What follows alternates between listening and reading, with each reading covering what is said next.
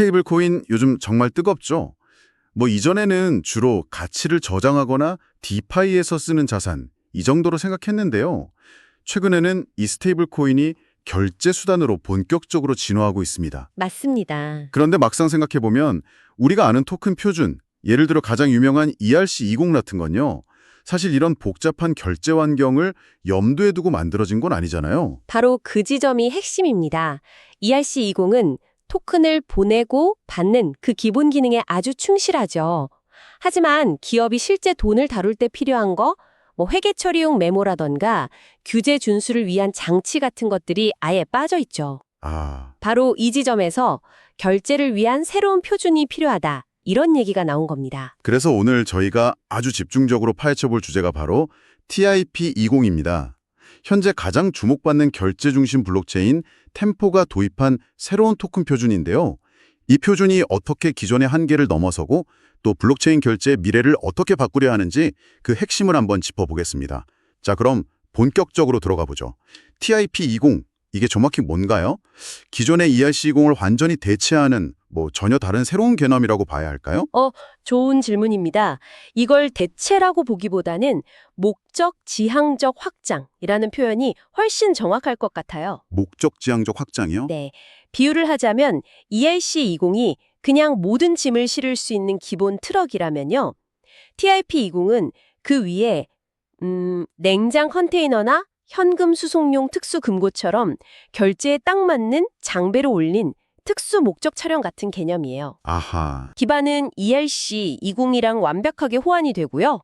그래서 기존 개발자들이 쌓아온 지식이나 도구를 그대로 쓰면서도 훨씬 강력한 결제 기능을 쓸 수 있게 되는 거죠. 비유가 아주 명확하네요. 그러니까 개발자 생태계를 버리지 않으면서도 필요한 기능만 쏙쏙 더했다는 거군요. 그렇다면 그 결제에 특화된 기능이라는 게 구체적으로 어떤 것들인지 좀 궁금한데요.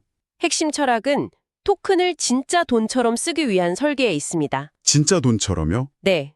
우리가 은행 앱 쓸 때 당연하게 여기는 것들 있잖아요. 예를 들어 송금 메모를 남기거나 특정 규칙에 따라 거래를 제어하고 또 이자를 지급하는 이런 것들이요. 이런 실제 금융거래 기능들을 토큰 자체에 내장하려는 시도라고 보시면 됩니다. 진짜 돈처럼? 이 말이 확 와닿네요. 그럼 그 핵심 기능들을 하나씩 좀 뜯어보죠. 첫 번째가 바로 전송 메모 기능이라고요? 네, 트랜스퍼 메모스 기능입니다. 우리가 은행 앱으로 송금할 때 월급이라든지 송장 번호 123처럼 메모를 남기잖아요. 그렇죠. 바로 그 기능을 온체인에서 구현한 겁니다. 와, 덕분에 기업은 이제 블록체인 거래 기록만 보고도 이게 어떤 목적으로 돈이 오갔구나 바로 파악하고 회계 처리를 할 수 있게 되는 거죠. 그건 정말 실용적이네요. 제가 예전에 프로젝트 할 때 온체인 거래 해시랑 오프체인 주문번호 일일이 맞추느라 정말 고생했던 기억이 있거든요. 바로 그 고통을 해결해주는 기능입니다. 기존에는 온체인에 그냥 암호 같은 거래 해시값 하나만 덩그러니 남았으니까요. 그래서 기업들은 이 거래가 대체 어떤 인보이스에 대한 결제인지 확인하려고 별도 데이터베이스를 또 운영해야 했고요. 이건 정말 비효율적이죠. 이건 단순히 회계가 편해지는 수준을 넘어서는 것 같은데요. 맞습니다. 기업의 재무팀 업무에서 이런 대조작업이 차지하는 비중이 엄청나다고 들었는데 이 과정을 거의 자동으로 처리할 수 있다는 뜻이잖아요. 정확합니다. 회계감사나 내부 통제 관점에서는 거의 혁신적인 변화죠. 그런데 기업, 특히 금융기관이 블록체인을 도입하려면 회계 문제보다 더 큰 산이 있습니다. 뭘까요? 바로 규제죠. 이 부분을 해결하기 위한 기능이 정책 및 준수 기능입니다. 정책 준수 기능이요? 이건 좀 더 기관을 위한 기능 같네요. 바로 그겁니다. 금융기관이 블록체인을 도입할 때 가장 우려하는 게 바로 규제 준수거든요. 이 기능은 블랙리스트나 화이트리스트 같은 정책을 토큰에 직접 설정해서 허가된 주소하고만 거래하도록 강제할 수 있습니다. 토큰 자체에 그런 규칙을 넣는 거군요. 네, 온체인에서 자금 세탁 방지, AML 같은 규제를 준수할 수 있는 길이 열리는 셈이죠. 그렇군요. 세 번째는 보상 분배 구조네요. 이건 이자 같은 걸 생각하면 될까요? 맞습니다. 이자 지급형 스테이블코인 같은 새로운 금융상품을 훨씬 쉽게 만들 수 있게 해줍니다. 기존에는 이자 지급 로직을 별도의 스마트 컨트랙트로 복잡하게 구현해야 했거든요. 근데 TAP20은 표준 자체에 리워드를 분배하는 구조가 내장되어 있어서 개발자들이 훨씬 쉽고 안전하게 관련 상품을 만들 수 있게 되는 거죠. 오, 마지막으로 역할 기반 접근 제어. 이건 딱 들어도 보안과 관련된 기능이겠네요. 네, 토큰을 발행, 즉 민팅하고 소각하고 또 일시 정지하는 그런 강력한 권한들을 여러 역할로 분리해서 관리하는 기능입니다. 아, 권한을 나눈다? 네, 모든 권한이 한 곳에 집중될 때 생기는 보안 위험을 줄이고 운영 책임을 명확하게 나눌 수 있어서 시스템 안정성이 크게 향상됩니다. 들어보니까 기능 하나하나가 정말 실전용이라는 느낌이 강하게 드네요. 전송 메모, 규제 준수, 이자 지급, 권한 관리, 전부 실제 금융 비즈니스에서 꼭 필요한 것들이니까요. 맞습니다. 그런데 이런 강력한 기능들이 결국 템포라는 블록체인 위에서 돌아가는 거잖아요. 템포는 어떤 프로젝트인가요? 왜 이 표준을 만들었을까요? 정확한 지적입니다. 아무리 좋은 자동차, 즉 TIP 이봄을 만들어도 길이 막히면 소용이 없죠. 템포는 세계적인 결제 기업 스트라이프랑 크립토 투자사 패러다임이 만든 말 그대로 결제의 모든 것을 집중한 블록체인입니다. 스트라이프와 패러다임이요? 네.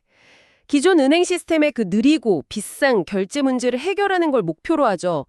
이들이 볼 때 이더리움 같은 기존 블록체인은 결제를 처리하기에 너무 느리고 수수료도 예측하기가 어려웠습니다. 맞아요. NFT 민팅 한번 시작되면 스테이블 코인 10달러 보내는데 수수료가 50달러씩 나오기도 하니까요. 그렇죠. 그래서 템포는 초당 거래 처리량을 높이고 수수료를 예측 가능하게 만들고 거래 최종성을 빠르게 하는 등 결제 환경에 최적화된 블록체인을 직접 만든 겁니다. 그렇군요. 결국 템포라는 고속도로를 만들고 그 위를 달릴 결제에 최적화된 자동차로 TIP20 표준을 설계한 거군요. 네, 정확합니다. 그리고 한 가지 혁신적인 건 수수료를 스테이블 코인으로 직접 낼 수 있다는 점이에요. 잠깐만요. 가스비를 보내는 스테이블 코인으로 직접 낸다고요? 네, 사용자가 USDC를 보내고 싶으면 이더리움처럼 별도로 이더를 가지고 있을 필요 없이 그냥 가진 USDC 일부로 수수료를 내면 됩니다. 와, 이건 사용자들이 크립토 쓰면서 가장 불편해하던 점 중 하나를 해결한 거네요. 사용자 경험 측면에서 엄청난 진전이죠. 여기에 더해서 템포는 네이티브 탈중앙화 거래소 DX까지 내장하고 있습니다. 덕분에 템포 위에서는 달러 스테이블 코인, 유로 스테이블 코인, 에너 스테이블 코인 간의 교환이 아주 효율적으로 일어날 수 있죠. 아, 지금 굉장히 중요한 말씀을 하신 것 같습니다. 다양한 국가의 스테이블 코인이 한 블록체인 위에서 효율적으로 교환된다. 이게 바로 자료에서 언급된 온체인 외환, FX 시장의 비전이군요. 네, 바로 그 미래를 그리고 있는 겁니다. 현재 외환 시장은 특정 국가의 특정 시간대에만 열리고 여러 중개은행을 거치면서 수수료가 붙고 시간이 지연되잖아요. 그렇죠. 하지만 템포 위에서 각국의 총화가 TIP20 표준의 스테이블 코인으로 토큰화돼서 24시간 내내 P2P로 거의 실시간으로 거래된다고 상상해 보세요. 국경 간 송금과 결제에 드는 비용과 시간이 획기적으로 줄어들게 됩니다. 와, 이건 거의 금융의 판도를 바꾸는 이야기인데요. 이런 인프라 위에서 돌아가는 TIP20의 실제 사용 사례를 생각해보면 정말 무궁무진할 것 같습니다. 예를 들어 다국적 기업이 전 세계 직원 수천 명에게 각기 다른 통화로 급여를 지급하는 시나리오 같은 거요. 훌륭한 예시입니다. 현재는 각국의 복잡한 은행 시스템을 거치면서 며칠씩 걸리고 환전 수수료도 많이 들지만 템퍼와 TIP20을 활용하면 급여 지급 목록을 하나의 트랜잭션으로 묶어서 거의 실시간으로 훨씬 저렴하게 처리할 수 있게 됩니다. 전송 메모 기능 덕분에 회계 처리도 자동으로 되고요. 그렇죠. 기업 트레저리 관리, 공급망 대금 결제, 은행 간 거액 결제 등 그 활용 범위는 정말 넓습니다. 그렇군요. 그렇다면 이 새로운 표준은 정확히 누구를 위한 건가요? 크게 네 그룹으로 볼 수 있습니다. 첫째, 스테이블 코인 발행사들. 둘째, 새로운 결제 솔루션을 만들려는 핀테크 및 결제 기업들. 셋째, 블록체인 기술을 도입하려는 은행 같은 전통 금융기관들. 마지막으로 이 인프라 위에서 새로운 서비스를 만들 개발자들입니다. 아, 그렇군요. 이들에게 TIP20은 규제 준수나 재무, 회계 같은 복잡한 작업을 줄여주고 오직 서비스 개발에만 집중할 수 있는 강력한 도구를 제공하는 셈입니다. 자, 오늘 정말 깊이 있는 대화를 나눴는데요. 한번 정리해보죠. TIP20은 단순히 기술적인 업데이트가 아닙니다.